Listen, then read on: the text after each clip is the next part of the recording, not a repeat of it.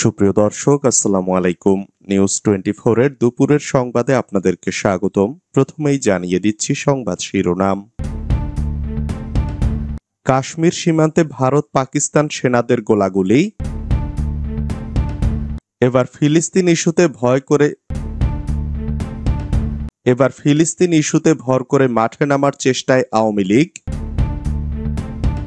শেখ হাসিনার রাজনীতির পুনর্বাসন মেনে নেওয়া হবে না, মন্তব্য মামুনুল হকের। নতুন করে দেশে ৩০ লাখ দরিদ্র হতে পারে, প্রতিবেদন বিশ্বব্যাংকের। চুরি হওয়া ১০৫ মিটার তার যুবদল নেতার বাড়ি থেকে উদ্ধার। পরিকল্পনা করে কুপিয়ে হত্যা করা হয় বিএনপি কর্মীকে, আদালতের স্বীকারোক্তি।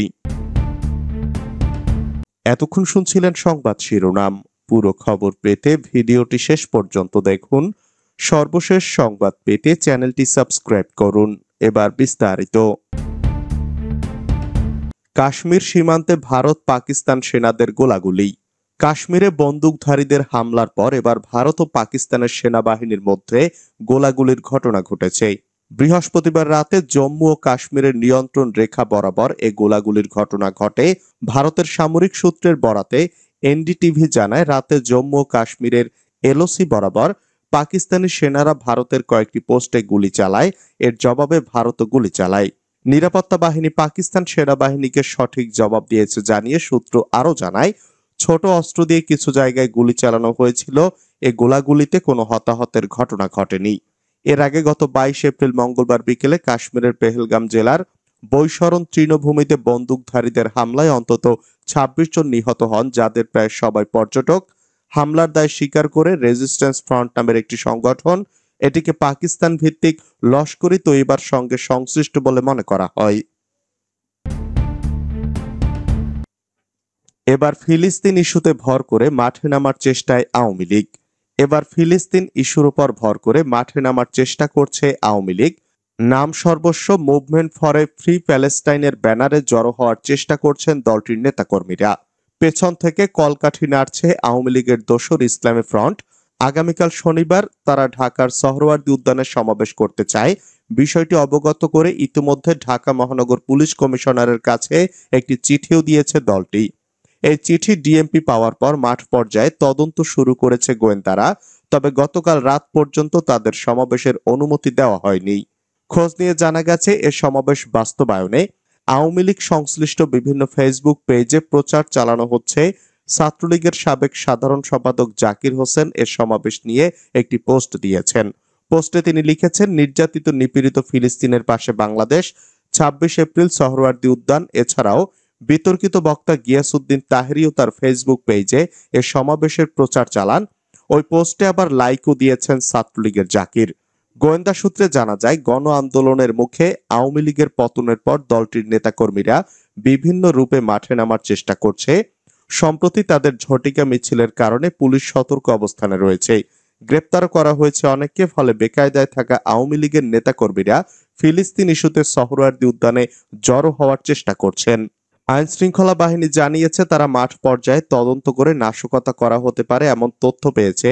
ফিলিস্তিন ইস্যুতে আওয়ামী লীগ সমাবেশ করে যাতে মাঠে কোনো ধরনের অরাজকতা করতে না পারে সেদিকে সতর্ক রয়েছে পুলিশ।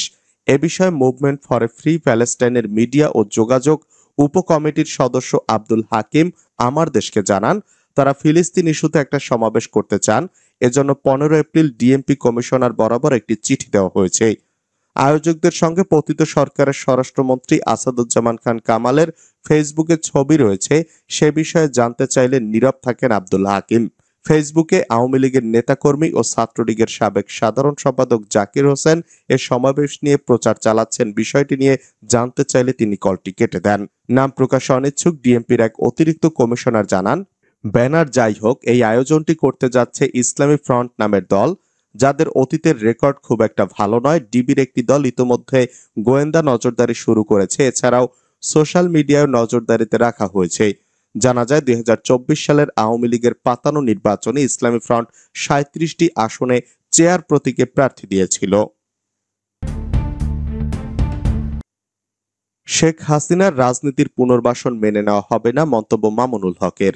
বাংলাদেশ খেলাফত মজলিসের আমির মাওলানা মামুনুল হক বলেছেন, জুলাই আগস্টের আন্দোলনের স্পিরিটকে সম্মান জানিয়ে এদেশে রাজনীতি করতে হবে। শাপলা চত্বর বিডিআর বিদ্রোহ এবং 24-এর বিপ্লবের হত্যাকাণ্ডের বিচার করতে হবে। শেখ হাসিনার রাজনীতির পুনর্বাসন মেনে নেওয়া হবে না। বৃহস্পতিবার বিকালে ফেনীর কেন্দ্রীয় শহীদ মিনারে অনুষ্ঠিত সমাবেশে প্রধান অতিথির বক্তব্যে তিনি একথা বলেন। তিনি আরো বলেন, আওয়ামী লীগকে সন্ত্রাসী দল ঘোষণা করতে হবে এবং ইসলামের বিরুদ্ধে কোনো অবস্থান গ্রহণ করা হলে তা মেনে নেওয়া হবে না। বৈষম্য বিরোধী ছাত্র আন্দোলন, শাপলা চত্বরে গণহত্যার বিচার এবং খেলাফত প্রতিষ্ঠার আন্দোলনে গণজাগরণ সৃষ্টির লক্ষ্যে ফেনীতে গণসমাবেশ করেছে বাংলাদেশ খেলাফত মজলিস। নতুন করে দেশে ৩০ লাখ দরিদ্র হতে পারে প্রতিবেদন বিশ্বব্যাংকের। চলতি ২০২৪-২৫ অর্থ বছরে অর্থনৈতিক কার্যক্রমে ধীর গতির কারণে বাংলাদেশের চরম দারিদ্র্যের হার বাড়তে পারে বলে পূর্বাভাস দিয়েছে বিশ্বব্যাংক। আন্তর্জাতিক দারিদ্র্য সীমা ব্যবহার করে সংস্থাটি এই পূর্বাভাস দিয়েছে। বিশ্বব্যাংক মনে করে চলতি বছর নতুন করে ৩০ লাখ মানুষ দারিদ্র্যের কবলে পড়তে পারে বাংলাদেশে। বুধবার প্রকাশিত বাংলাদেশ ডেভেলপমেন্ট আপডেট প্রতিবেদনে বিশ্বব্যাংক দারিদ্র্য পরিস্থিতির অবনতির আশঙ্কা করেছে। ম্যাক্রো প্রভার্টি আউটলুক শীর্ষক প্রতিবেদনে বলা হয়েছে, দেশ বিদ্যমান উচ্চ মূল্যস্ফীতি সহ নানাবিধ কারণে এই পরিস্থিতি সৃষ্টি হতে পারে। সেখানে বলা হয়েছে, চলতি বছরে শ্রমবাজারের দুর্বল অবস্থা অব্যাহত থাকবে।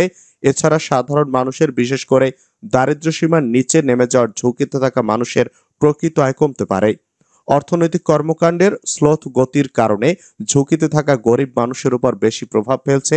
এতে বৈষম্য আরো বাড়বে বলে বিশ্বব্যাংক মনে করে। চুরি হওয়া ১০৫ মিটার তার যুবদল নেতার বাড়ি থেকে উদ্ধার। নরসিংদীতে বৈদ্যুতিক সঞ্চালন লাইনের চুরি হওয়া তার যুবদল নেতার বাড়ি থেকে উদ্ধার করেছে নরসিংদী পল্লী বিদ্যুৎ কর্তৃপক্ষ। বৃহস্পতিবার বিকেলে সদর উপজেলার হাজীপুর ইউনিয়নের বদরপুর গ্রামের যুবদল নেতা মোহাম্মদ ইমান হোসেনের বাড়ি থেকে তারগুলো উদ্ধার করা হয়। এর আগে দুপুরে এলাকাবাসী ওই বাড়িতে তার দেখতে পেলে উত্তেজনা তৈরি হয় ঘটনাটি ঘিরে, তবে এ ঘটনায় কাউকে আটক করা হয়নি। নরসিংদী পল্লী বিদ্যুৎ ২-এর এনফোর্সমেন্ট কোঅর্ডিনেটর মোহাম্মদ রফিকুল ইসলাম চুরি হওয়া ১০৫ মিটার তার উদ্ধারের সত্যতা নিশ্চিত করেন। পরিকল্পনা করে কুপিয়ে হত্যা করা হয় বিএনপি কর্মীকে, আদালতের স্বীকারোক্তি। বিএনপি কর্মী আবুল হাশেমকে কুপিয়ে হত্যার ঘটনায় আদালতে স্বীকারোক্তিমূলক জবানবন্দি দিয়েছেন তার আসামি। পূর্ব শত্রুতা ও প্রতিশোধ নিতে ১০ জন মিলে এক কিলিং মিশন পরিচালনা করেন বলে জবানবন্দি দেন তারা। বৃহস্পতিবার বিকেলে ফেনীর senior judicial magistrate Fatematuz Zohra Muna ও অপরাজিতা দাসের আদালত তাদের জবানবন্দি রেকর্ড করেন। পরে তাদের কারাগারে পাঠানো হয়। আদালত সূত্রে জানা যায়, মামলার প্রধান আসামি আক্তার হোসেন, ১১ নম্বর আসামি রফিকুল ইসলাম, তদন্তে শনাক্ত আসামি বেলায়েত হোসেন মামুন ও সোলেমান আদালতে স্বীকারোক্তিমূলক জবানবন্দি দিয়েছেন।